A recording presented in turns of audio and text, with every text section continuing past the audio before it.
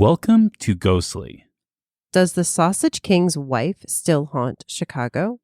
Ghostly is a podcast that comes out every other week. In each episode, we take a ghost story or paranormal event and look into its complete history.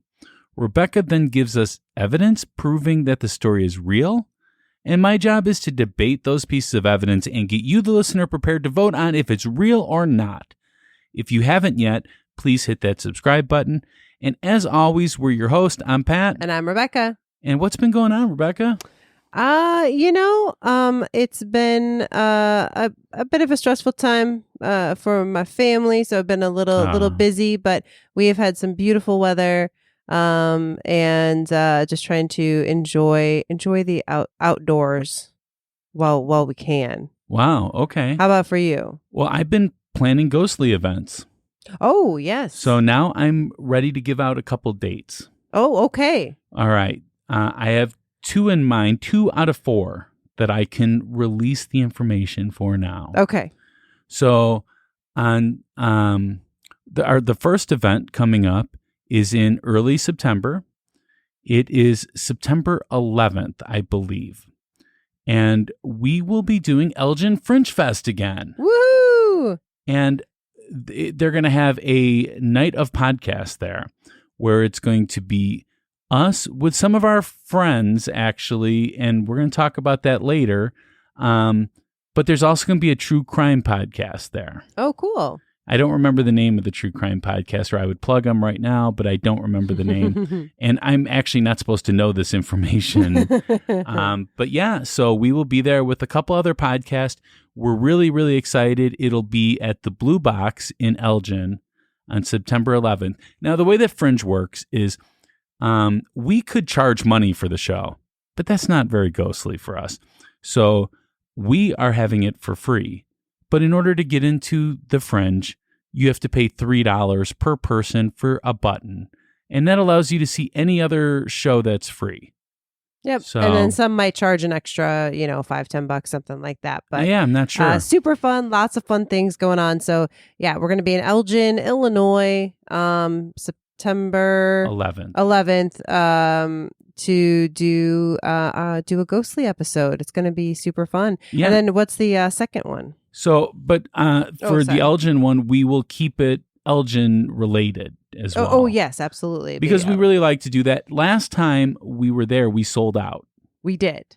Which, I mean, I'm not just saying that. There was hundreds of people. There was literally, that place was packed. There was no more room. And they had to turn people away. Even Mondo got turned away. That's true. Even Mondo got turned away. Yeah. That's true. So if you decide to come, make sure you show up early. Yeah, and you might even want to just check out the other podcasts since, if they're doing it for free, which I'm not sure if they are, but if they're doing it for free, you could pay $3 and see all 3 of them then. Yeah, there you go. So the other one is with our friends at Graveside Paranormal, Neil. You remember him from our Country House episode. Yep. And we're really excited about this one. It is going to be the Roth House. Yes. It's the Roth House. Yeah, double F. With the F. I kept hearing the Roth House. And so did I. Yeah. But it's Roth House. Super excited about this event. Yes. Cannot wait. Yes. It's about 2.5 hours southish of Chicago area. Yeah. And it's this potentially haunted house. Well, there may have been an exorcism performed in this house. It's like one of the first recorded exorcisms in the United States. And once you hear the story, it is just crazy. It's like there was somebody that got exorcised and then might have gone into someone else's body or something like that. Yeah, oh my God. It's really it's a big story. Yeah. And we will be there the whole entire day. We will also be recording, what your take is when you come out. People can go do a walkthrough. And I believe that their main event, the after 8 o'clock one, which cost $120, and there's only allowed 12 people, I believe that they sold out. Mm-hmm. But throughout the day, I think it starts at 10 o'clock, they can do a walkthrough of the house for $10. So you can also use Graveside Paranormal's investigation equipment. Yeah. So you can, it's not just a tour. You can actually do some of your own, investigating in the house. And it's called Paranormal Palooza. Parapalooza 3. Mm-hmm. And actually, stay tuned. Look for us on, I think it's going to be in late August. We'll be going live on Facebook at some point, or live on the socials, I should say, interviewing the current owner of the property. That's going to be so interesting. It's going to be super interesting. And then again, in September, we'll be going to the house, and we'll be there for the event. Very exciting. Yeah, and it's not just the walkthrough, and it's not just Ghostly. They also have vendors there, and they're going to have food there too. Yeah, absolutely. So, super exciting. It seems like a really cool event. We're really excited about it.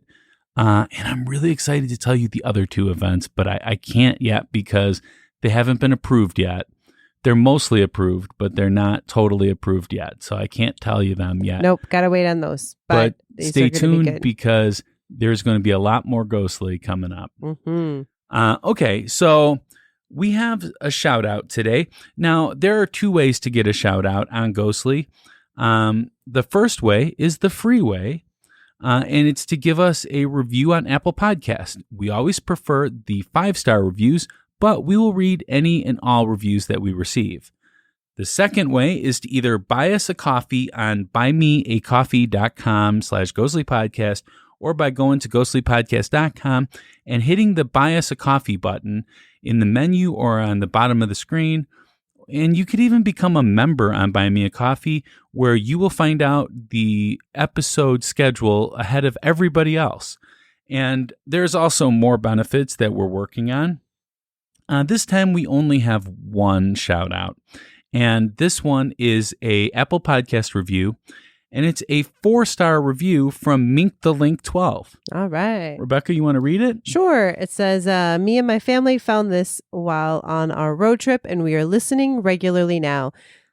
And titled awesome. Love This. Yeah. That is awesome. We love when families listen to Ghostly together. Yeah. And you know what? I find that a lot of people are doing it during road trips. Yeah. Definitely a great binging. And what a time to go for a road trip. I mean, country's opening back up, and it's time that we get out there. I mean, gas prices are high, but besides that, everything is perfect for a road trip. It is. Now, I am going to give a little bit of warning for this episode today. It is true crime, and so there might be some gruesome details that we certainly do not go. We certainly do not go into graphic, gory details, but certainly some mentions. Yeah. All right, let's do the listener mail. All right. Okay, so this is from listener Brian. Thank you so much for sending us this one. So he says, first off, I'm a skeptical believer. Okay. I have had many experiences throughout the years, but I will share my first. So Brian does claim that he's going to send us some more stories. I think he actually sent us another one already. Okay. When I was about 8 or 9 years old, I was home alone. This was never a problem because I preferred it that way. Mm-hmm. I'm that way too. Back in the day, it was okay to leave an 8 or 9 year old child alone. 8 years old. I remember that was like I was finally old enough to stay home alone. I mean, not at night, but during the day. I would walk home and I had the keys to the house, which was exciting. Yeah, because I didn't get the keys until I was like 8 years old, and it was like a big deal for me. And I got to come inside and make cheese sandwiches in the microwave. Well, there you go. Yeah. Okay. So this was never a problem because I preferred it that way. But on this day, it was summer and about 90 to 100 degrees inside and out. I was on the couch watching TV when I saw someone walk out of my bathroom and into my bedroom and then shut the door. I was home alone and I saw a strange woman in my house with me. I was not a normal child. I ran to the kitchen and grabbed a knife and then ran to my bedroom door and opened it up. Not only was there no one there, my window was locked. I felt a strange dread and the primal fight or flight kicked in.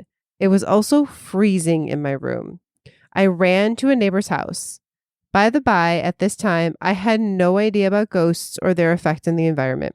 But it could have been... Oh, go ahead. I'm sorry. And no, Pat, microclimates that's what I was did gonna say. not affect our bedrooms due to them being facing the summer sun. If anything, the room would have been hotter than the rest of my house. See, he anticipated your claim. So sorry so long. Actually, this was kind of a short one, Brian. So thank you. So he's got, he says, plus I have many more, and you two are amazing. Keep up the good work. Thanks, Brian. So if you want to send us your ghost story, because we want to hear them and we want to read them on the show, you can send it to us at the email info@ghostlypodcast.com, or you can just use the contact us form on ghostlypodcast.com. There's a contact button right at the top. It's easy to find. Or you can send it in via regular mail, which is awesome. So our mail address is P.O. Box number 264 in Geneva, Illinois, 60134. That's P.O. Box number 264, Geneva, Illinois, 60134. And all of this will be in the show notes as well. So you can just go ahead and click on the show notes when you stop driving on your road trip. There you go. All right. So I guess we got to do the polls. Time for the polls. I'm more excited about the polls now that we do that overall rating. That it really gives us a couple pieces of data here. Yeah, exactly. So in our last episode, we talked about spirit photography. So the yeses just squeaked it out with 51.6%. Oh my God. Our no's came in at 48.4. So now the overall rating. So remember, you can now vote on how haunted it is from 1 to 10. We couldn't do 0. So 1 to 10. So 1 being not haunted at all and 10 being the most haunted place ever. And this one scored a 4.06. Oh. So the ranking was really more on the not so haunted side. Yeah. But the yeses won for whether or not it's spirit photography exists. So they believe it's haunted, just not very haunted. Exactly. Yep. Yeah. Okay. All right. I'm willing to take that. And I almost squeaked one past. Maybe this episode will be my first win since February. It's possible. All right. Well, I hope so. All right. I'm going to be honest. Most episodes we do because we know people will search for them. So we come up with these titles and we come up with the concepts a lot of times for that reason. And it's just a way to help us get more people to listen. And then we hope that our wit and charm will get people to keep listening. So charming. This is probably not going to be one of those episodes. Let me just say that. This one is purely for the fun of doing it, for the sport. Well, I will say, I think once people see the title of this episode, they're going to be excited to listen to it. Well, I hope so. I think it was our Joliet prison episode where we stumbled upon the idea of the Sausage King murderer. Yes. And since then, it's been all that I've been thinking about. I know, it's hard to let it go. I mean, like, I wake up in the middle of the night sometimes. I mean, not in a sweat or anything because of my magical skeptical powers. But it's like the first thing that I think about, what about the Sausage King of Chicago? Wow. Yeah. I didn't realize the obsession level. I am obsessed with this story. Okay. And of course, this wouldn't be a proper Chicago episode without our man of Chicago. So let's welcome Mondo back on Ghostly. Hey, Mondo, how have you been? Hello. Pretty good. What you been up to? Not too much. Just a lot of work. So you guys moved back into your house, right? Yes, I did. I don't think that you've been on since you moved back in. Actually, yeah. Oh, you have? Time. Oh, then yes. Forget I even asked this then. Okay. Well, I thought you were close, but so everything, you're back. That's good. Any other exciting news to share? Well, not yet. I'm gonna be a grandpa. Congratulations. Thank you. Wow, And, I'm super excited for you. Thank you. You're gonna be an awesome grandpa. Are you gonna start like pulling coins out of people's ears and stuff? I've never been good at that, but maybe it's time to try. I Yeah. think it's a skill to learn. Well, no, I think it's a skill you get when you become a grandpa. Oh. Yeah, you just instantly get it somehow. Yeah, I don't know. I'll keep you posted. I'll see how it goes. All right. Just magically one day I could do it. So we'll see. Mhm. All right, Rebecca, do you have a ghost story for us? I do. Let's get our minds into the world of the Sausage King. All right.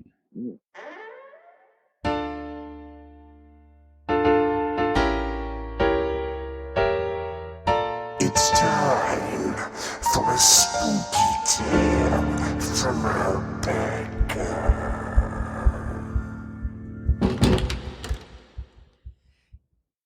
You are not going to believe me. The story makes no sense, but I swear it's true.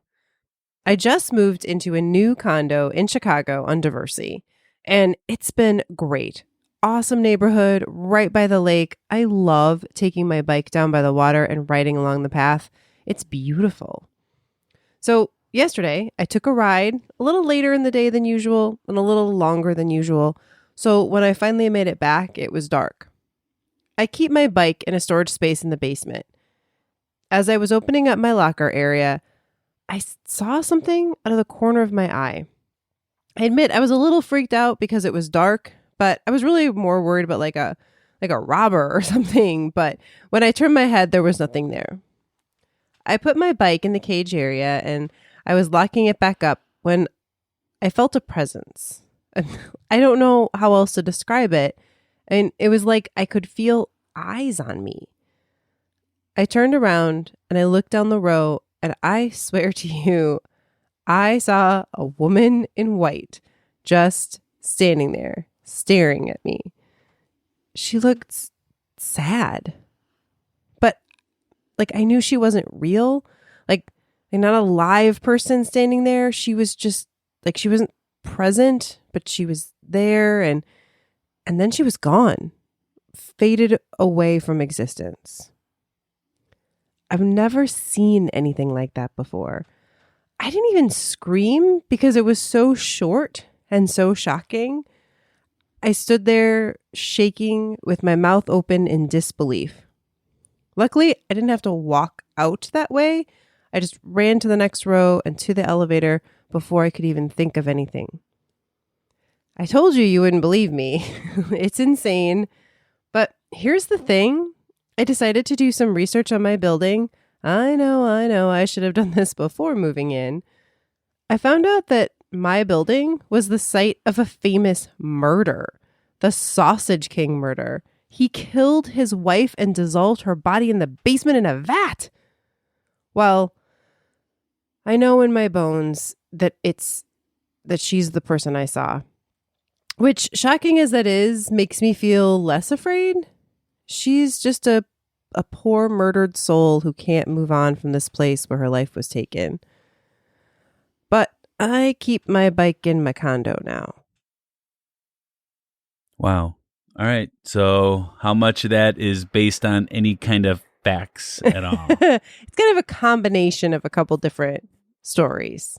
Oh, the locker story. The storage Yes. locker story. Yeah. Well, one of the things, unfortunately, we didn't have time to do is have one of my friends on who doesn't live in the building, but lives like just down the street from this building. And she passes it every day. And I have been in her building and seen like her basement and like the whole setup and everything. And I'm guessing these are all buildings from about the same time, similar setups, all of that. So my guess is, so I can picture it in my Wow. head. So. Well, Mondo, how familiar are you with Diversey? Pretty. I know exactly where that's at because it's right around the corner from Rinaldi's Pizza, and they Yes, have it is. fantastic sausage Ah. pizza. Oh, there you go. So is that a Mondo recommendation? For sure. It's one of the best in Chicago. One of the best. Wow. Yes. Even better than Vito and Nick's? It's a different kind. Actually, this is like a New York style pizza in Chicago. Ah, Yeah, it is. ugh. Yeah. Ooh, who would do that? And right. that area is just blocks away from Lincoln Park. So you have the park, you do have the lake, just a couple blocks away from there, and it's very busy. And the buildings are, a mixture of really big buildings and then small and smaller buildings too. Wow. But very populated. Very. And so I would imagine that if it were, I'm not sure which building that is in, but it's in the 1700 block. Oh, okay. So is it a high rise or smaller? Is it like 10 stories, 5 stories? I don't know exactly, but I'm imagining it's bigger because now it's condos. So yeah, I think there's Gotcha. they added on like a new section to it. I'm sure we'll hear more about it maybe, but it's definitely there's a lot of condo buildings in that area, but like you said, also like lots of businesses, different size buildings, I guess, but like I said, my friend lives in this area, and I always tell her she lives in a mall because there's like so many stores and restaurants and everything there. Yeah. All right. Well, we should take a quick break, and when we return, we're gonna talk about the history.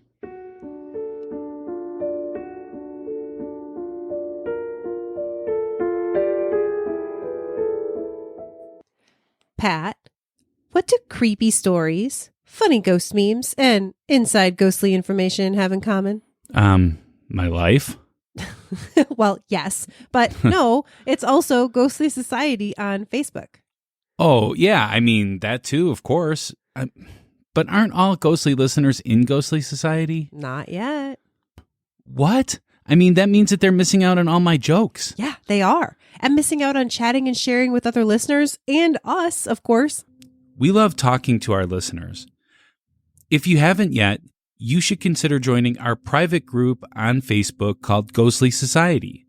Let's hope now they will. Unless they're a woman in white. Uh-oh.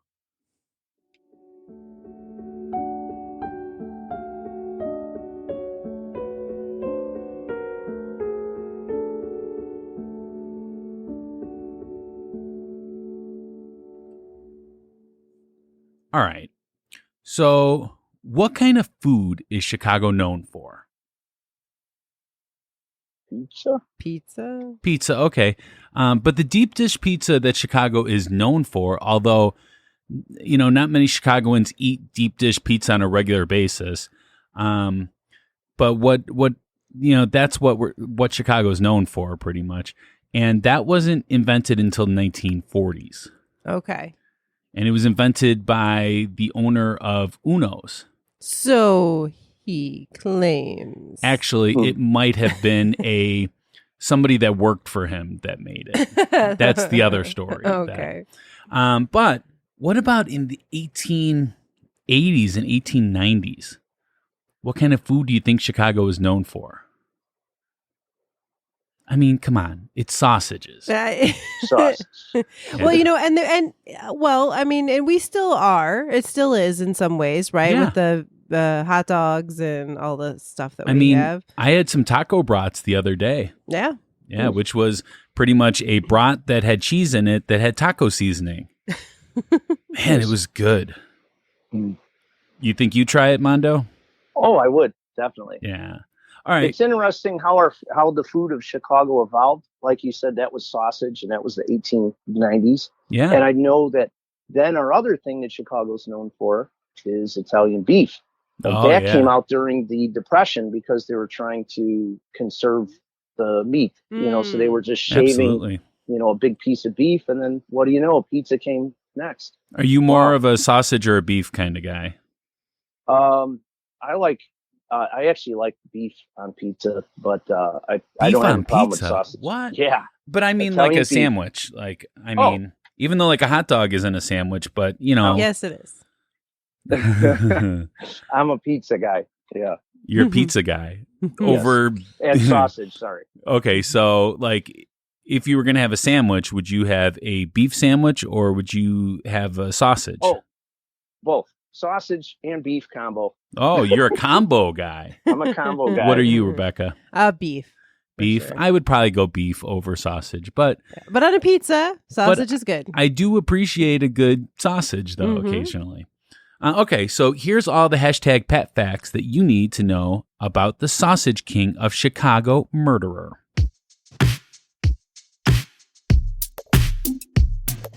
Pets, facts. From a skeptic point of view. Pets, facts. He presents it all to you. Pets, facts, facts. So first, to start this off, there's two things wrong here. First is that I asked in Ghostly Society, who is the current Sausage King of Chicago? Because after our Joliet Prison episode, I started thinking about that. I mean, I am obsessed with this whole concept, so I started thinking, who is the current one? And everybody replied back that it was Abe Froman. Well, he is not actually a real person. Right, Mondo? That's what we found out. That's what we found out. Yeah, Yeah. well, why? So maybe Mondo, why don't you, for anyone that maybe is younger or doesn't know the reference, why did most people answer Abe Froman? Abe Froman was a fictional character that was brought up in the movie Ferris Bueller's Day Off. Yeah. And it's about a young high school kid that ditches school for the day with his friends, and they travel all over Chicago. And in one scene, he claims to be Abe Froman so that they could get seats at a expensive restaurant. And they did get seats. They did. But then Abe Froman showed up, though, didn't he? No. Oh, okay. So there was no Abe Froman. So No. But it's a very good movie, and if you haven't seen it, you definitely shouldn't if you haven't watched it in a while. yeah. But Definitely I would love to believe that he was real, but he's not. But if we had to crown a current Sausage King, it would probably be Jim Bodeman, although Jim Bodeman would probably would not claim the title. Okay. The reason why is he is the CEO of the legendary Vienna Beef Company, which is some of the best commercially sold hot dogs on the market and found in a lot of the ballparks that you might go to. And I believe they also supply Portillo's, which is a Chicago staple. I think there's a Portillo's in Arizona now. Yeah, and someone was saying in Florida too, in And Orlando. California. Oh wow, yeah, they're trying to expand. Yeah, but I mean, up until recently, it was just a Chicago staple. Yeah. Next thing is that there are actually several people that have claimed that they were the Sausage King throughout the years, which is a real shame that there's not like a coronation ceremony or anything. I mean, I think we're missing a really fun opportunity here. You're right. Like a global Chicago, or I'm sorry, a global Sausage King or a Chicago Sausage King? Just Sausage King. Just That's it. Sausage King. Yeah. Yeah. I mean, and I think it should be televised. And I think that they should have to wear like some kind of crown made of like brats or something. They have the hot dog eating challenge. Yeah, so right. They can hold it the same day and let That's the true. contestants vote on their favorite hot dog. That's true. And they also have like some sandwich eating contests too, which a hot dog is not a sandwich. So then obviously they would need to have a sandwich contest too. So listeners, in case you're not aware, Pat, for some reason, thinks that a hot dog is not a sandwich when it clearly is. And he gets very defensive about the fact that it's not. No one agrees with him. So no, that's not true. He Most of the likes world to bring agrees this up with me. as often as possible. Most of the world agrees with me. A hot dog is not a sandwich. Maybe that'll be a poll one day. Maybe. Nice. All right. So also for a side note, there is not just one, but at least two previous Sausage Kings that have been tried in a court of law for murder. Yeah, you do have to be careful when you do research if you're looking up Sausage King murder, because Yeah. I think there's one in Germany. There's Yeah. a lot of them around. I mean, the title, it really, it's not just prestigious. It's infamous. So, but this episode is about Adolph Luetgert, the Sausage King of Chicago in the late 1800s. Luetgert was born on December 27th, 1845. So he's a Christmas baby similar to you, Rebecca. Yeah. We're right around the same time. Yeah. Well, that year too, 1845. Yep. Oh wow, you're older than you look. Thanks. He was born in a town called Gütersloh. I love saying German words. Gütersloh, yeah. That was part of Prussia, but is now a part of Germany. So he was one of 16 children born to Christian and Marguerite Luetgert. Out of the 16 children, there were only 2 girls, which is odd, right? I guess. Adolf actually had a twin, but little is known of him as he didn't rise to the fame of being a sausage king. Yeah, the only Luetgert we remember is the sausage king. Yeah, and barely at that, I think. Adolf's father made his money on animal hides. That's probably how Adolf got into making sausages, although little is known of his sausage history, just when he actually rose to being sausage king. Typically in those days, a boy wouldn't spend much time in school if they were a tradesman's son. It was just assumed that the boy would take over the family business and would need to start learning their craft at about the age of 14 or so. So Adolf worked under Ferdinand Nabel, and he was taught all about the tanning business. But since this is before cars, it made it difficult for commuting to and from work, so he just lived with him. Okay. In Prussia in those days, tanning wasn't an easy business. So at about the age of 19, Adolf moved out and started traveling around Europe. He did any job he could find and was barely making ends meet. He stayed in London for about 6 months, but could only find a job scrubbing restaurant floors, which was about as lucrative as it sounds. So at about the age of 20, he got to live out his dream. Everyone in Europe was talking about going to America. There, you were able to have anything you wanted if you worked hard enough. He took all the money he had, which was about $30, and got on a boat bound for New York City. New York City? I was prepared for you to say that, yeah. He stayed in New York for a little while and then headed to Quincy, Illinois. Mondo, you've been to Quincy, right? Yes, I know I have. Oh, okay. That's I can't really tell you much about it. That's one of those names you're like, yeah, I think I've been to Quincy. I can't quite remember. I'm sure where I've been it to Quincy. He had some friends there, and he also had his oldest brother, Henry, that lived there. But again, little is known of Henry Luetgert.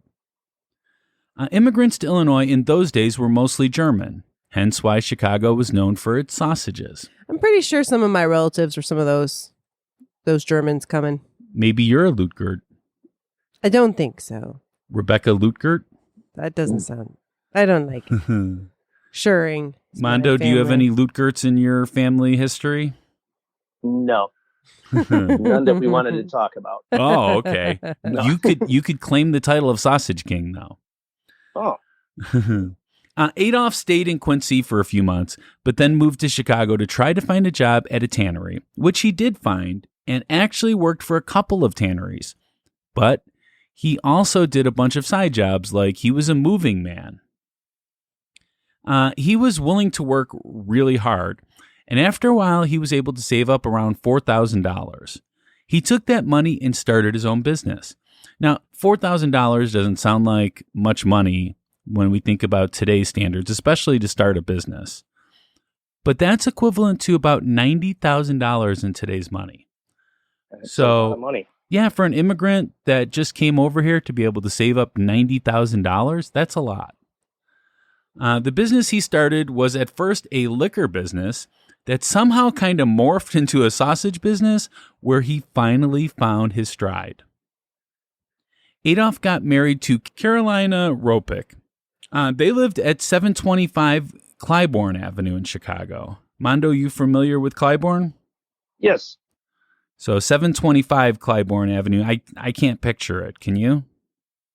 Clybourne runs on an angle. Mm-hmm. So it would not be too far from where that is. Yeah, that's close to The factory? well, it's close Yeah. to downtown or the lake. I'm trying to picture.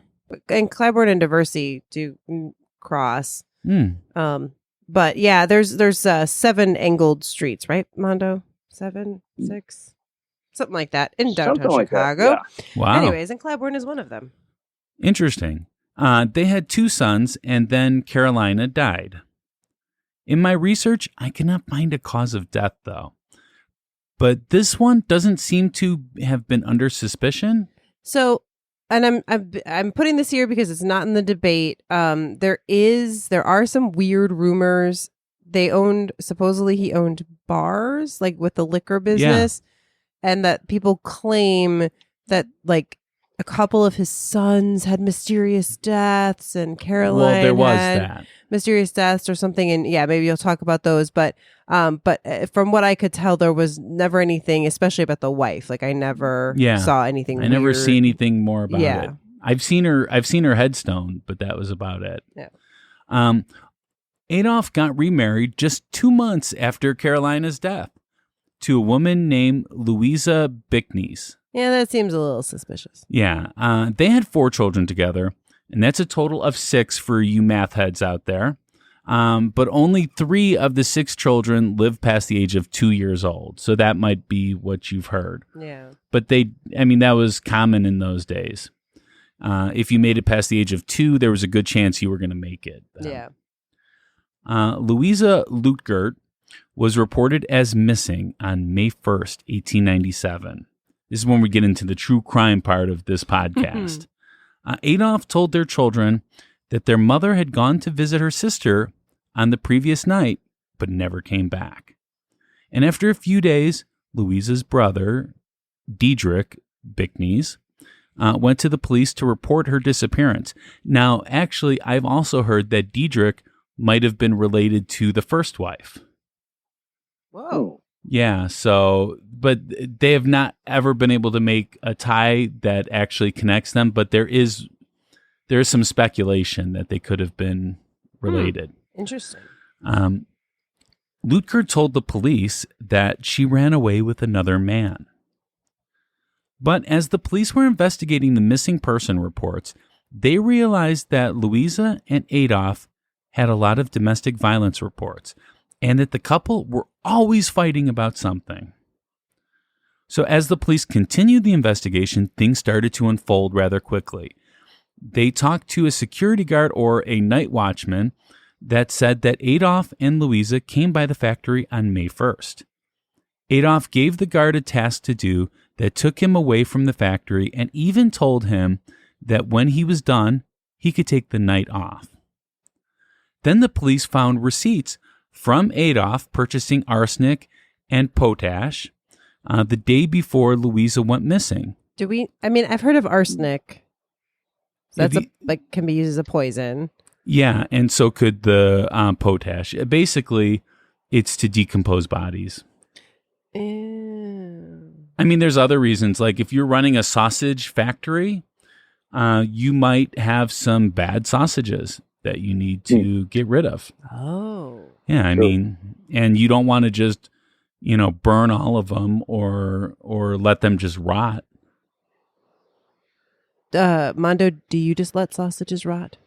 No, but I mean, if he did burn them, maybe they would smell good and it would attract more people. It's probably could have been a marketing gimmick.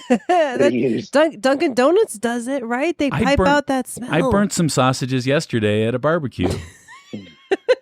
Although they were called hot dogs, and they're not sandwiches.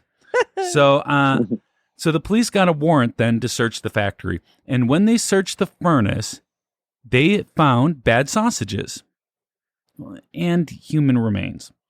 Or what they believed to be human remains. In that day and time, it was really hard to prove that. Yeah, this is true. We're talking it could be 1800s. animal remains too.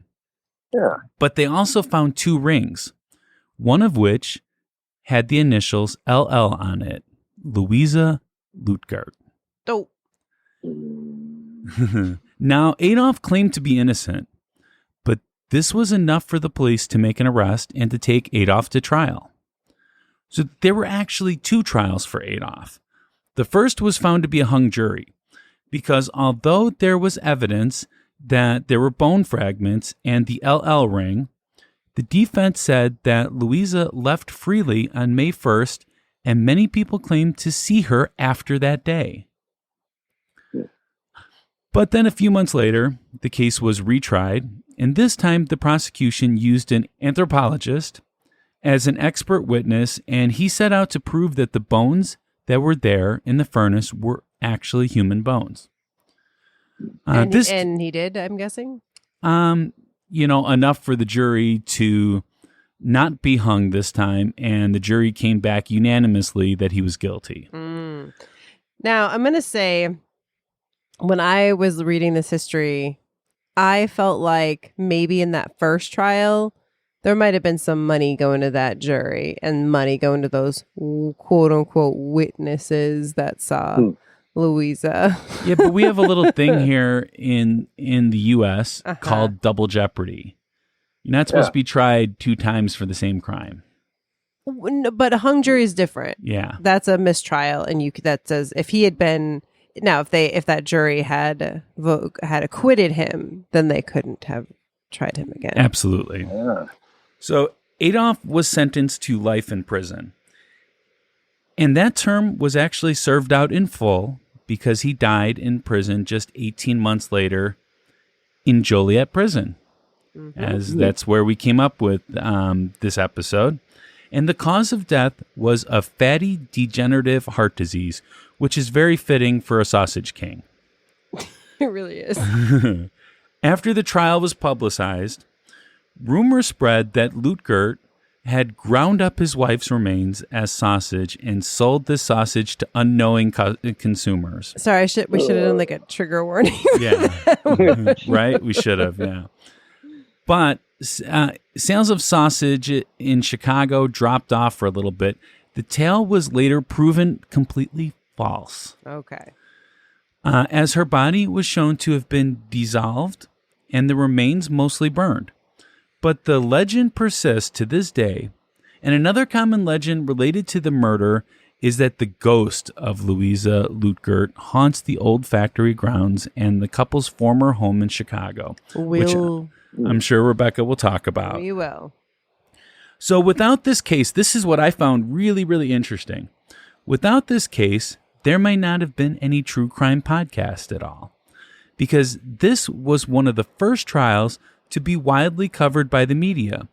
Newspapers from Chicago reported it on a daily, and some of the reporters tried to eavesdrop on the jury's deliberations. It is credited with making murder trials a subject of general interest in the media. This case also was one of the earliest to use anthropologist as a forensic expert in a trial. Interesting. Now, some people claim that the old factory where the sausage were made burnt down in 1902. But the factory still stands to this day, or at least the outer core of it still stands to this day and was converted into condos. It is located on the 1700 block of West Diversey Parkway. Wanted. Mondo, we haven't even gotten anywhere yet with this. Sorry. There were many sightings of Louisa Luetgert after the trial began. She was sighted in 12 different states, but never found. One of the most famous myths was that she was seen boarding a ship in New York bound for Europe. And when Adolph heard this, he said that he thought she was definitely fleeing the country. Louisa, however, was never reported as being seen outside the United States. Yeah.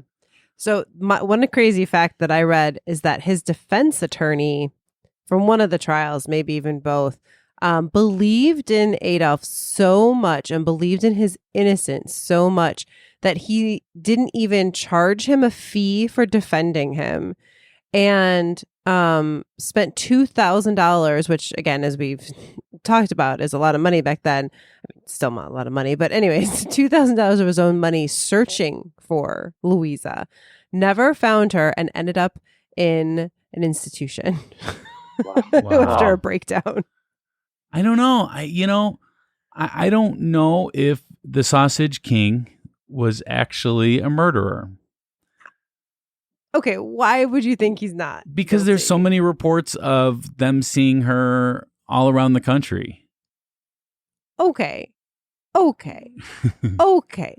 So, Mondo, many times when we're arguing about if a ghost sighting is real or not, I mention that over the years, many people have seen this ghost. And Pat's response is, that's not good enough. Yeah, but they didn't see her ghost. They saw her body. Mondo, Well, I think you need to side with me on this part. I don't know.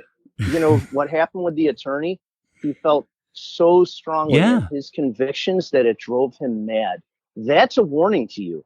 You think I'm going to be driven mad by the 1890s Sausage King? No, well, it's waking him up at night, Mondo. I don't know. You feel so strongly in your beliefs about things, and I'm worried about you, man. No, I think people just want to be involved in the case. And they're like, yeah, I saw Louisa, even though I'm just a random person in another state that has never seen this person, because it's the 1800s and there's no photos or movies. But this is not the debate, okay? And, Mondo, you're worried about me. I'm worried that we're not going to have a song for this episode, and I think the listeners need one. Oh. Do you got anything for us? No, I'm sorry. I've been kind of playing around with one in my head. You want to hear it? Yeah. Sure. He is the Sausage King, murdering. At least they found the ring. Yeah, yeah. Oh. Anybody can be that guy. Abe Froman's not the Sausage King. It is a lie. Nice. You like it? Sausage King, murdering, least they found her rings. Oh, yes. This is going to be catchy. Yeah, well, I hope so. I mean, I'm not Mondo, so right. It's no Waverly Hills, but thanks. And you too, Rebecca. That was good. Thanks. Well, she just sang when I sang. Yeah, but it's better. You just always want to take her side in everything. All right. Well, we're going to take a small break, and then when we come back, we are going to get to the debate.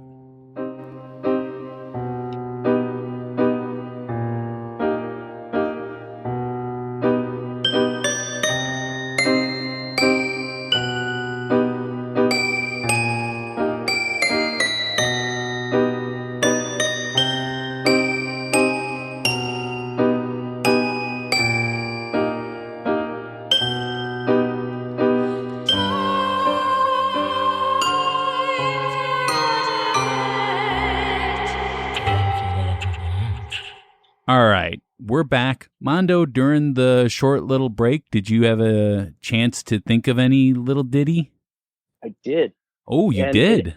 Yes. I believe this is what got him on the second time, when they went to trial for the second time, because I just kind of envisioned that the defense was up there and he just looked at at the jury and broke out into song. Oh. And he even explained how he killed him. It had to do with arsenic, or killed her. It had to do with arsenic. Oh. And he just looked at them and said, that sausage was poison. And then a little Belle Biv DeVoe. It's driving me out of my head. Out of my mind, sorry. Everybody is blaming the sausage guy. He goes, miss her, kiss her, kill her. That sausage was poison. That's the best. I love it. There goes my Sausage King song now. It was a good disco jam you had, though. Yeah, good. It's just one of those things. I mean, as I said, every night I wake up thinking about the Sausage King, so. All right. So it's time for a debate. It is. And I'm going to be honest. There are a lot of, or not a lot, but there are claims of stories. Not a lot of specifics out there, though, that I can find. Good. I'm gonna be honest about it. So I might win this one? Well, I mean, and I will say that Richard Crowe, who we all know is the godfather of ghost hunting in Chicago. We've talked about him before. Yes. He's no longer with us, but for many years he really was the guy. And even he said that he did not know of any firsthand accounts of stories. Oh, we should ask Ursula at some point. We should ask Ursula at some point, but anyway, so that doesn't mean there aren't any, just that he hadn't heard any firsthand accounts. Okay, but the first claim, and this is kind of interesting. We can take this a couple of different ways, paranormal or not. No. But the first ghost story claim actually comes during the trial itself by Luetgert himself, by Adolph. He claimed that he was seeing ghosts at the factory. Because during the investigation, he loudly accused the police of, quote unquote, hiring ghosts to scare him. How do you pay ghosts? I don't know. A neighbor and witness, Agatha Toshi, even had to swear in Touche. Touche. It's with an S, though, so I don't know. Anyways, she even had to swear in court that she'd never dressed up as Louisa's ghosts and walked the halls of the factory. Wow, interesting. So basically, yeah. So he's like, I keep hearing things in the factory. It must be the police paying someone to pretend to be Louisa's ghost, and he must have said that this woman is one that they paid to do this, and she had to testify and say, no, the police didn't pay me to like dress up as your dead wife to like freak you out. Yeah. So my thought is, no, it's because he was really being haunted by his ex former wife, dead wife, at his factory. Well, you ever notice though that they don't name babies Adolf anymore? Yeah. I wonder why that is. That just is a weird thing. Yeah, it is a weird thing, but this is all in the 1800s, so it wasn't weird then. But what do you think of that, Mondo? About him hearing things in his own factory, kind of during that time, during the investigation and the trial? I think he had some guilt on his mind, I think, there's no way to pay a ghost off. They're not on the take. So, I mean, do you pay him in like ectoplasma or something like that? Maybe we should ask Bob about that. We should have to ask Bob about that. He would probably be our ectoplasma expert, I would say, with his Ghostbuster history. Mm-hmm. Nice. I'm going to say, I agree with Mondo. This is purely a guilt thing. Although I don't think he was guilty necessarily. I don't think there's enough real proof. They didn't do DNA or have much forensic evidence in those Only days. that there were human bones and rings with her initials on them found in a vat in his factory after he sent the night watchman away on an errand. Nope, no evidence here. Yeah, but if you think about it, though, the ring with the LL initials on it, that would be the perfect way that the police would identify her, right? Mm-hmm. So that would be the perfect way if she wanted to escape. Yeah, and she simply could have broke up with him, taken her ring off, and just threw it across the room, and it bounced and landed in a vat of acid. Right, well, it wasn't and found some other human bones to put in there. Oh, no acid? Yeah, it wasn't. It was in the furnace. So she could have just tossed it in the furnace knowing that they would. I mean, that's like a revenge thing, I'm thinking. Right.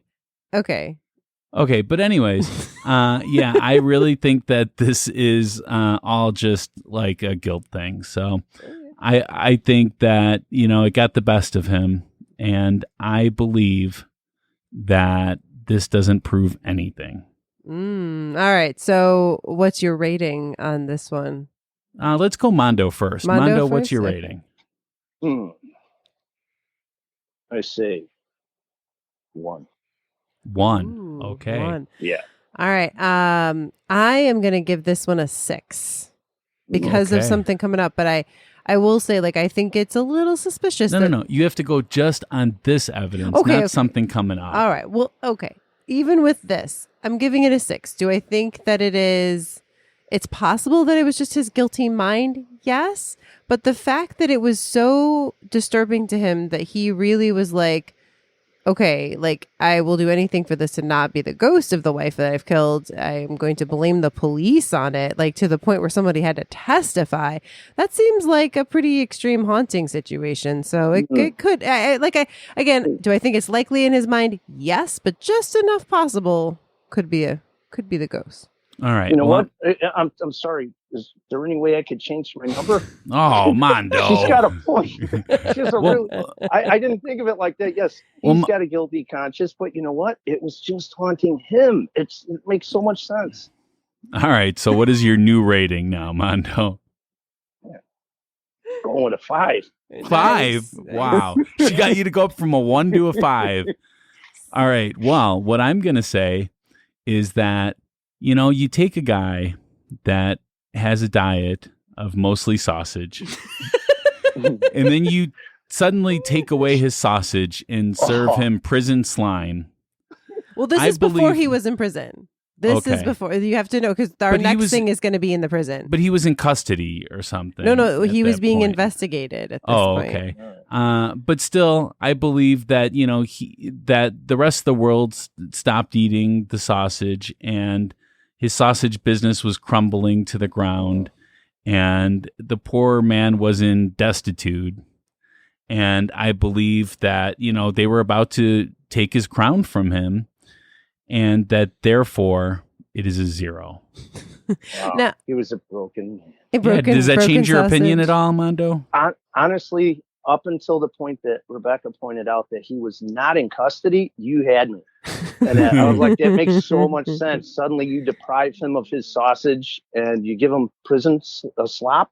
Yeah. It's like, but I'm sticking with my 5. Okay, you're sticking with 5 this time. So I will say there also, I think this sometimes I think it's overlooked that the sausage business. Yes, there was issues with the sausage afterwards, right? Because people thought mistakenly that there were human remains in the sausage and all of that.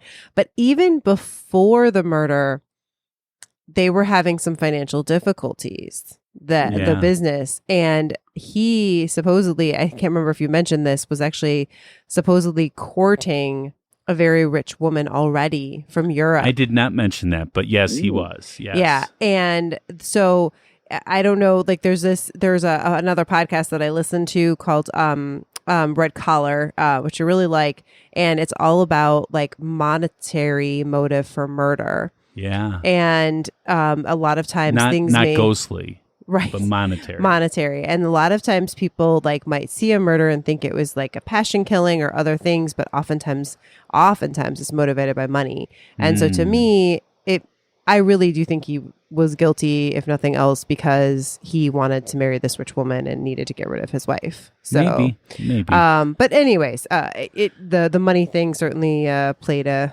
factor in it all. All right. So our next piece of evidence, then, this may come in.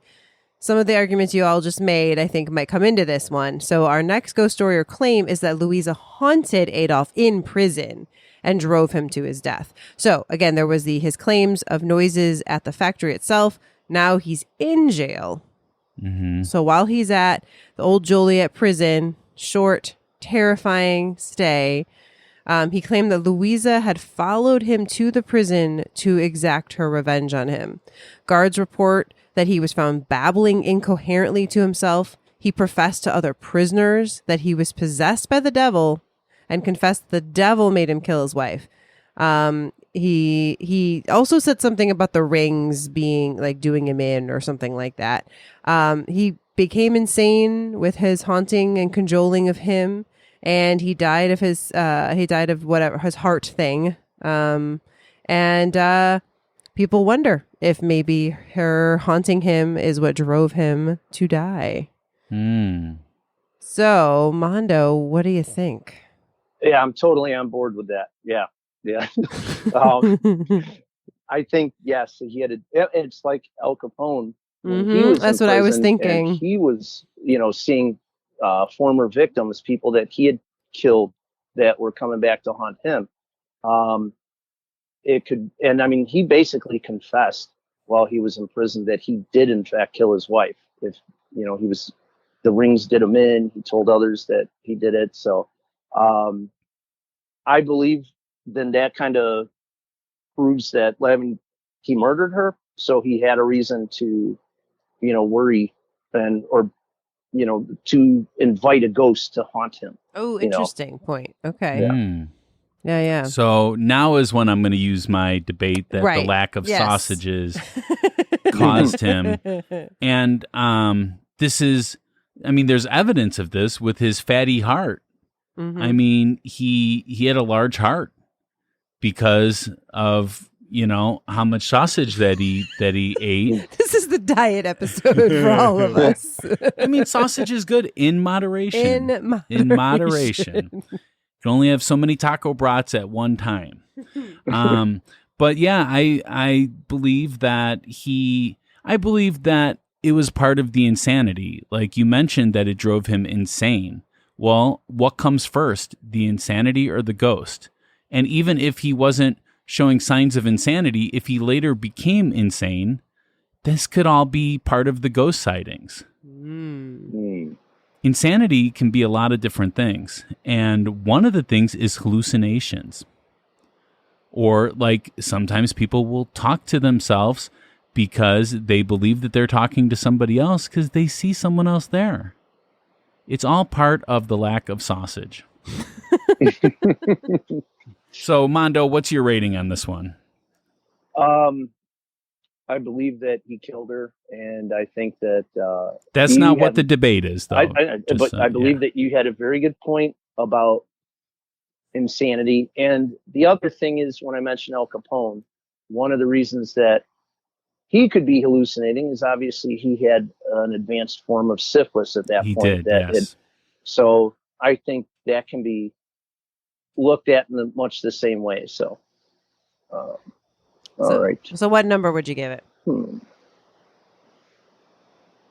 I will give it a 5. Okay, another 5. All right. Another 5. Okay. So for me, I'm actually going to give it another 6 for this. Wow. Because I do think that they're together. I do think that Louisa was upset about being murdered, and she haunted him until he died, potentially. Again, I'm not real strong. I'm not giving it like a 9 or a 10 because I do think we have to. Because you really don't believe it. We have to. No. I believe it's possible. I believe it's maybe a little bit more likely than not because it really is pretty extreme. And I guess I'll say this. This is the first story that I heard that she haunted him in prison, and that's what drove him to his death. And I thought, I'm not so sure about it.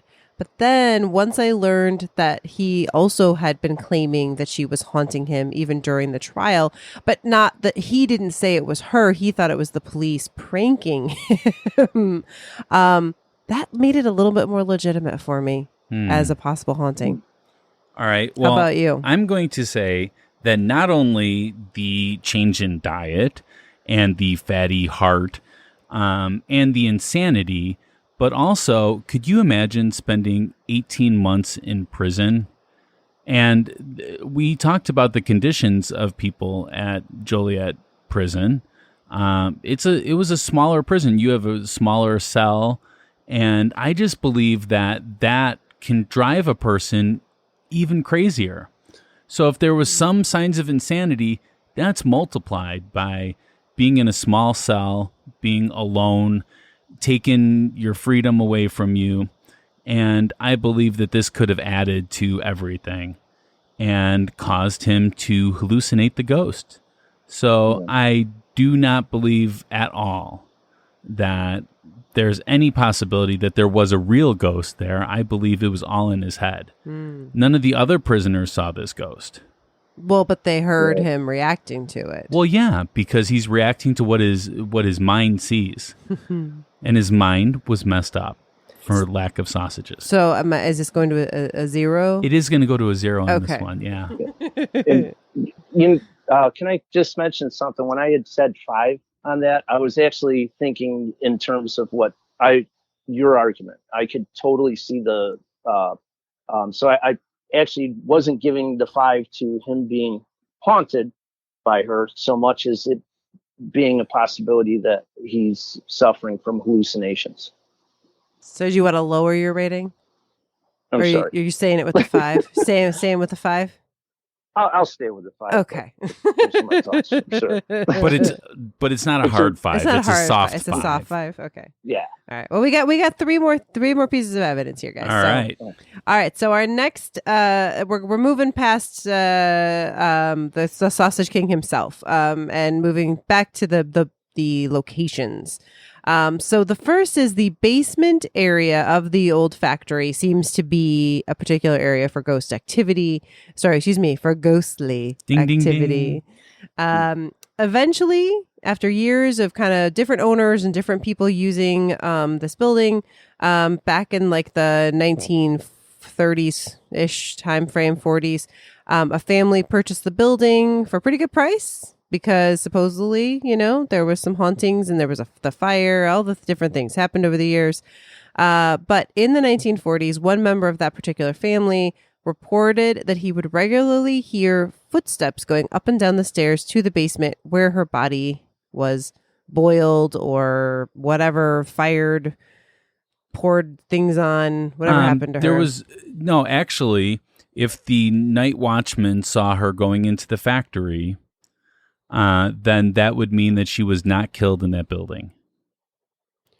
She was killed at the factory. Yeah. We're talking about the factory. Oh, I thought you were talking about where they lived. No. We're not there yet. No, we're still at we'll get to the house later. Okay. Right now, we're talking about the basement in the factory. Gotcha. Yep. Mm-hmm. All right, Mondo, what's your thoughts on this? I guess I'd have to ask a little about that guy. Did he eat a lot of sausage? Is there some reason he would hallucinate? I mean, everyone in Chicagoland area before deep dish pizza ate sausage on a regular basis. Yeah. Well, what do we know as far as his credibility? We don't. I mean, again, this is where, as I said at the very beginning, like specific firsthand accounts of sightings are very difficult to, if not impossible to find. So I do not know where this was reported exactly, just that, in that world of the internet and books on this, there is a report of someone in the 1940s claiming that they would regularly hear footsteps going up and down the stairs in the basement where all of this supposedly took place. This would have been after the fire. All the vats and things would be gone at this point. But just that somebody would hear her, or what they claim to be her. I don't, because we don't know much about him. We don't know if that was kind of just the way he was. Maybe he was a big storyteller. So I'll go kind of low on this. And it's just footsteps. It could have been some animal that broke in or something. And maybe, he heard some cat running down the stairs or something. So I'll just go with like a 1. A 1. Wow. Okay. Yeah. All right, Rebecca? You want me to go? You gotta go yet. Okay. So I'm going to say that, we're also doing the rating at the same time. Yeah, we're kind of putting them together. Mixing them together. Okay. So I'm going to say that it is not uncommon for buildings to make noises, especially an older building like this, to settle in. But also, Mondo, you brought up some really good, interesting points that I don't think you fully fleshed out, that this report of the family member comes from other people. So it's not even a first-hand account of the person that actually heard it. So it is not uncommon for people to distort the facts when it is like, hey, I heard that this person was hearing footsteps. It's not uncommon to hear that kind of story. So I'm going to have to go very low on this one again. I'm going to go with Mondo on this one, a 1, just because we don't know enough about the person for me to really flesh this out. Okay. So this one, it's tricky for me because I really only found this in like one source. It was a tricky thing. So footsteps, as you said, Mondo, those are hard because they are actually, both of you said, it's like there's so many things that could sound like footsteps, so it's a little trickier. So I'm actually going to give this one a 4. A 4. I'm Wow. going low. I'm That's pretty lowballing low this for one. you. Because again, this is something that again, like footsteps are tricky, Yeah. All right. So we've got another, again, this is the basement area in the factory building. Okay. And again, this is so vague. I'm sorry, guys, but two kind of things here is one that a family that lived in the building in the 70s had stories that they would tell about poltergeist activity in the basement, but that's it. I could find no specifics about what kind of poltergeist activity, and we don't necessarily know that they even thought that these things were related to the Sausage King murders. It's just that they happened to be in that building. So, but and again, what was the original question that this episode is? It's does the Sausage King's wife still haunt Chicago? So the Sausage Queen. Right. Yes. There was also a story about a police officer that claimed to chase a ghost in the basement.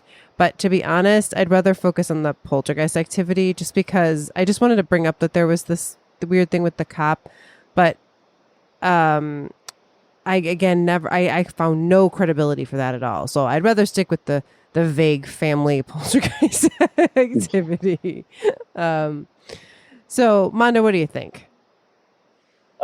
So did these people, I'm sorry, did they buy the property? Well, I think at this point in the 70s, they would be just probably condo owners.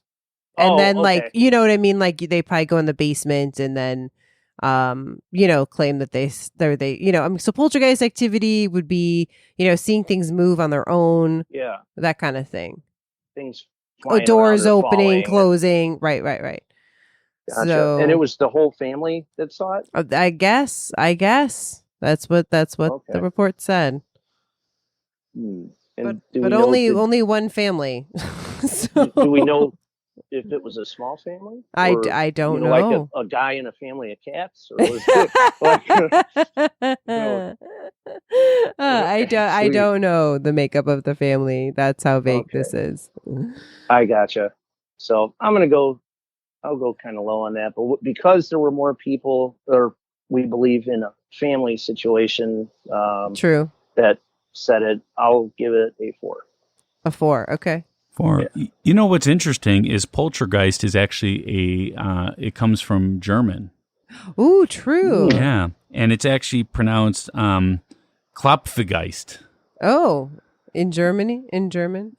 Yeah, not in probably in Germany if they're speaking German. Yeah. Klopfgeist. Yeah, so there doesn't seem to be anything involving this evidence except for their reports of it.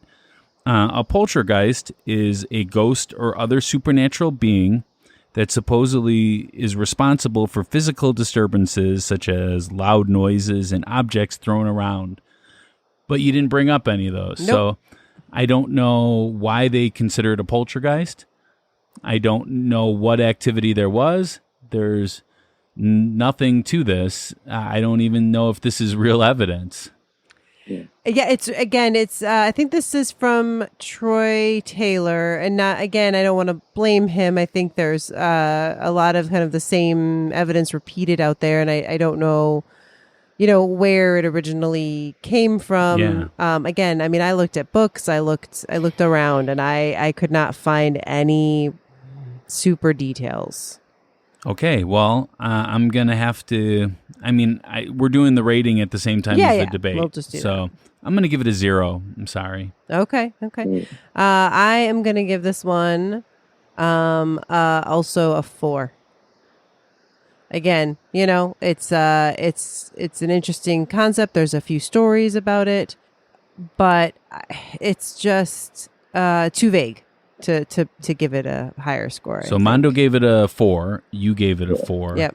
There's a pattern here. No, I gave it 4 because I assumed that it was mother, father, and 2.2 children. So 1 point for each. Okay, good.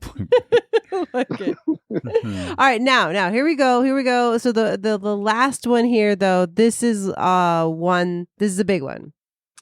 So our last ghost story is actually the Luetgert house. So not long after Adolph went to prison, Louisa's ghost began to be seen inside the Luetgert house. Neighbors claimed to see a woman in white leaning against the fireplace mantle. Your favorite. I know, right? Woman in white. Eventually the house was rented out, but none of the tenants have stayed there long. The place became an object of fear, the yard overgrown with ragweed and largely deserted.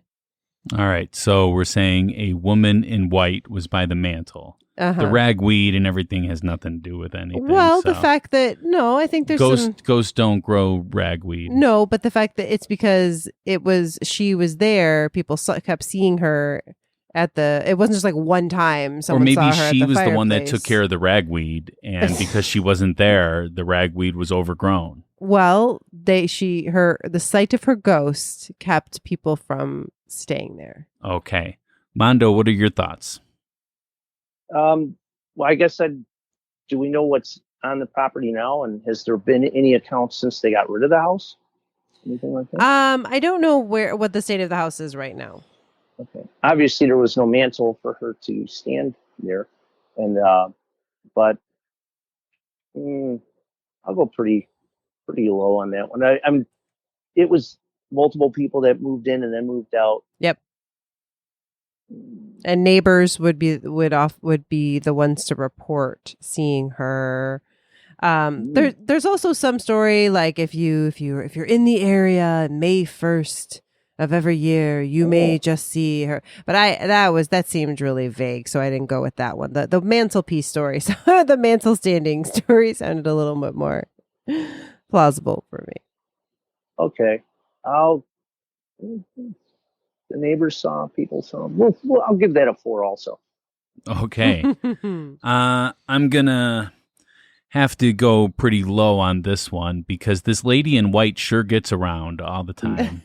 She's everywhere. No, I think it is the idea that they realize that they bought the Sausage King house, or the Sausage King Castle, as I would like to think of it.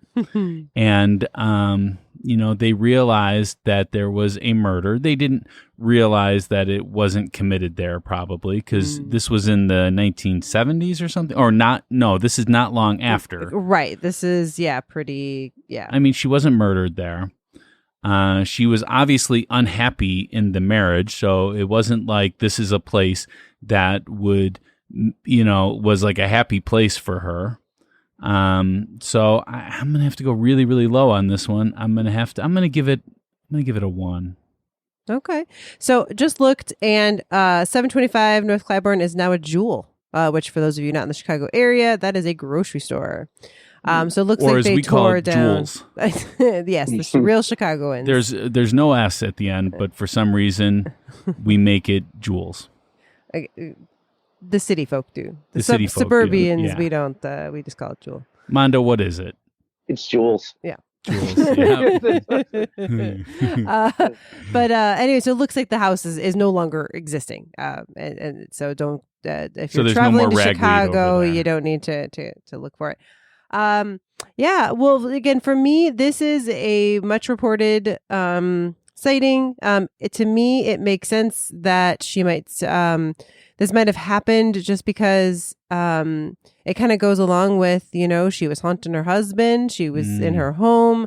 She was a very, very upset presence, understandably, after all of this happened. And I don't think I'm actually interestingly less convinced, surprisingly. I was not going into this thinking this, but I'm less convinced that she haunts the factory as I am that she did haunt her home. Why so? Wait, I don't understand. It just seems more believable, the stories, and that it was back then. I haven't. The stories from the factory just aren't as credible as the multiple people seeing her in her home. So what's your rating? So my rating for this one is a 6. It's a 6. Wow. So Yeah, you still have not real high. 6, 4, 4, 6. 6. Okay. Interesting. Yeah, I really, I was just thinking about this though. The Chicago area in the 1890s was known for murder just like it is now. So we've come full circle, right? So we had H.H. Holmes and we had the Sausage King. Mm-hmm. There's a lot of murder in Chicago area. I wonder why. Sausage. It might be the sausage, yeah. All right, so it's time for our overall ratings. Mondo, what is your overall rating given all the evidence that you've heard today? Do you think Louisa still haunts Chicago? That is the actual question, but you're giving a numeric rating. On Chicago. She had a good point about the house. And actually you did too, Pat, when you said that it was an unhappy place. I mean, that's like inviting evil in, And then Jewel, Jules. Well, it is a Phantom S that only Chicagoans see. It's on that spot. I believe about that there were hallucinations that he was seeing. I think he was probably going crazy. I believe he did kill her, and there was a lot of guilt. But she liked to follow him around, and I'm going to go overall. I'll say a 6. Wow, that's higher than any rating that you gave for individual evidence. No, at the beginning he did. Okay. Yeah. So, Rebecca, what is your overall rating? My overall rating is also going to be a 6. Yeah. Because I do think that there is some evidence that she's that she did haunt him until he died and then hung around her house. What happened to her energy once the house was gone? I don't know. I mean, it may have moved on. It may have moved to the factory, though to me that doesn't sound like a great place to hang around if I were her. But, maybe, but I just haven't seen quite enough evidence for that one. All right. So I'm going to have to go with our good friend Richard Crow that is no longer with us. That there is no signs of evidence pointing to a ghost of Louisa. So tragic story, no tragic ghost. Story, very, very tragic story. That he was deprived of his sausages.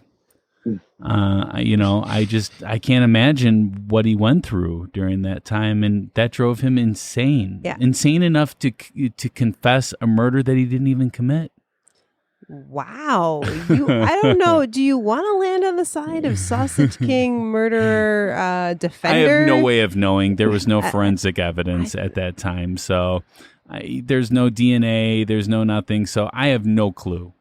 This is why they did not actually sentence him for hanging to be hanged. There you go. Because there was no body, so they didn't have the DNA kind of stuff back then. Yeah. But I mean, circumstantial evidence is pretty strong in this case. So. Okay, maybe, yeah, maybe, but it's all, but it all could be planted. Him, Mondo. I am worried. He's gonna go to the mental institution. I need some sausages, people. All right. Okay, so what's your number? I'm going to go 0. Number. Okay. 0. Okay. So that brings us to the closing arguments. This is our last chance to convince you to vote our way. We are each given 1 minute of uninterrupted time. And unfortunately, Rebecca is going to have to time all of us because my phone is being used for our interview with Mondo. Okay. So I can time myself? Yeah, so this gives her more of a chance to cheat on this one. Mondo, as our guest, you are up first. Okay. So let us know when you're ready. Okay.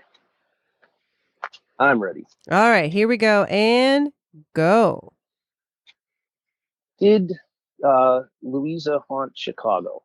And I don't think anybody can question that. I mean, really, that Adolph most likely bumped her off. I do think that he probably bumped more people off than we know, because that's why he had the equivalent of about $90,000 when he was ready to start his business. But I think he had a lot of guilt in his mind.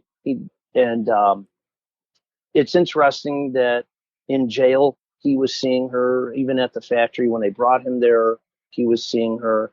Um, and then you have the house. There's not too many things that were brought up about it, but I do believe that there was enough to say that, something was going on there too. So I think that she did, in fact, haunt him.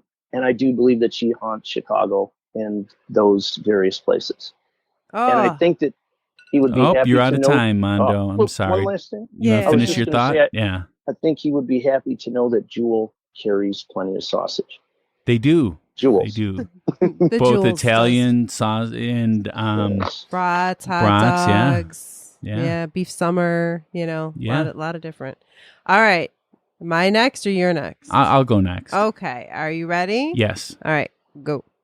So we have a prominent paranormal investigator, Richard Crowe, probably one of the most famous in Chicago area, says that there was no signs of evidence. I have never come upon anybody that believes that this is real up until today. So I'm going to have to say that this is fabricated stories. I don't like to call people liars, but I think that these are secondhand or third-hand stories that get distorted along the way. And the real tragedy here is the lack of sausages in Chicago. And that's it.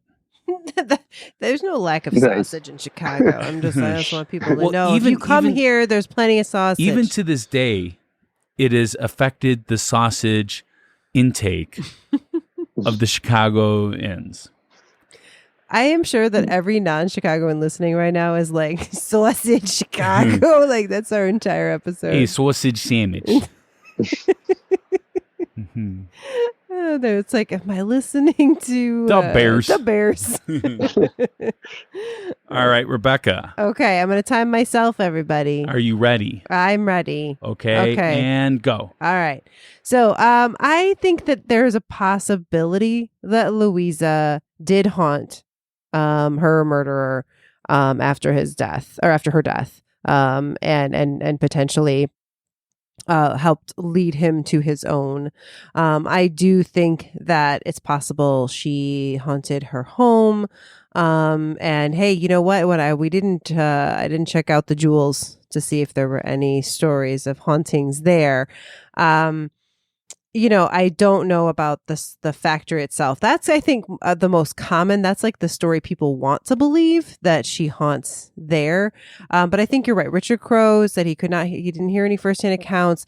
I specifically, did not find any credible stories for the factory itself. But as far as does she haunt Chicago, or has she haunted Chicago? I say a little bit yes. That's where I'm at. A little bit yes. Oh, I'm over. Oh, on the money. Wow. On the money. All right. Well, I want to thank everyone so much for listening. And Mondo, thank you so much for coming back on Ghostly. Do you have anything you want to plug or anything? Just food. I'm really hungry now. I'm so glad that we did an episode on food. This is awesome. And yeah, I'm going to go get a sausage. Hey, I've heard that you make a pretty mean mac and cheese. Oh, yeah. I've kind of moved on from, okay, I'm a Chicago. I like sausage. I like beef. I like pizza. But I love mac and cheese. I grew up on mac and cheese. I grew up on that stuff too. Nice.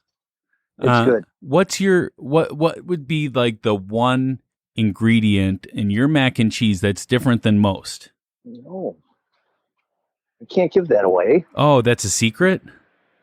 Yeah, I call my Mac $1 Million Mac, because I know that if one day I decided to just start a restaurant, it would be awesome. And I would serve mac and cheese. I don't know if I ever told you my idea, but I think my idea and your idea could work well together.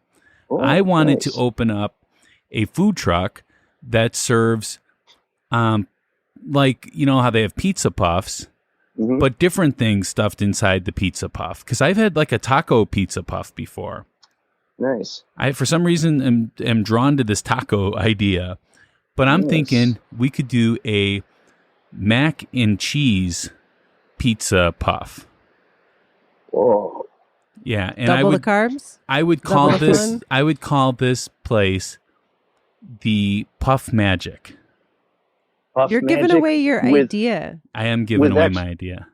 With extra gluten. Yeah, with extra gluten. Nice. All right. This has become a food episode. Yeah, I don't right. know how this happened. There is a great food podcast, which we will be seeing at Elgin Fringe Fest. Called Attack of the Snack. I didn't know they were going to be at Fringe. Oh, that's so. They will be there the same day that we will podcast. be there. Yes. Oh, I Nice. love everything about this. Attack of the Snack is great. Wait. Can I just ask really quick a song off? Just to leave the listeners real quick. Pat, what was your song again? Oh, he is the Sausage King, murdering. Least they found the ring. Yeah, yeah. All right, and Nice. then Mondo, what was yours? Poison. That sausage was poison. All right, good. Okay, so just to leave the listeners with a little bit of song. All right, Okay. and then finish us up here. So please share us with your friends and family, as word of mouth is our best advertisement. Remember to hit that subscribe button if you haven't yet. We will be talking about, and this is actually an episode that Bob challenged us to do a long time ago. Now, Mondo, remember when we did the Whole House episode? Yes. And remember I challenged Bob to do the Devil Baby episode? Oh. The Devil Nice. Baby. So he did it right away, whereas we did not. He in turn, right at that time, challenged us to do The Devil Made Me Do It, which is now the latest Conjuring episode. Now, I knew that this was in the works being filmed as The Conjuring 3, right? I don't think they actually call it The Conjuring 3, do they? I don't know. I think it's The Conjuring, The Devil Made Me Do It. Right. And so we will be talking about that one, and that comes out on August 4th. Yeah, so I'm not sure. I'm sure it's out on streaming somewhere. So I definitely. think HBO Max. Yeah, so definitely if you want to check that out before we chat about the real story behind the movie. Now, Rebecca, you've seen the movie. Mm-hmm. What did you think? Like, I don't know, as far as like 5 stars being the highest rating you can go. As like a horror movie. As a movie in general. As a movie in general, I'd give it 3. As Maybe a horror 3.5. Yeah, it's as a general movie a 3. As a horror movie, maybe the 3.5. Yeah, okay, you went up. Yeah, I mean, because I love horror movies, so like if you want to have that fun ride of a horror movie, it's watchable. I mean, I'm glad I didn't pay to see it in a theater. I'm going to be honest. I love the Conjuring movies. This one wasn't quite as good as some of the others, but the actors are great and it's a fun story. I'm interested to compare it to what's the kind of the story behind the movie. Yeah, but it is an Ed and Lorraine. It is an Ed Lorraine Warren. Yeah, story. And so I'm excited. Mondo, have you seen The Devil Made Me Do It? I did not. Oh. Not yet. Well, you should check it out. I thought it was a good movie. I don't know how much I believe of the story, but it was a good movie. It was a good concept for a movie. Yeah. So until then, stay ghostly. Bye.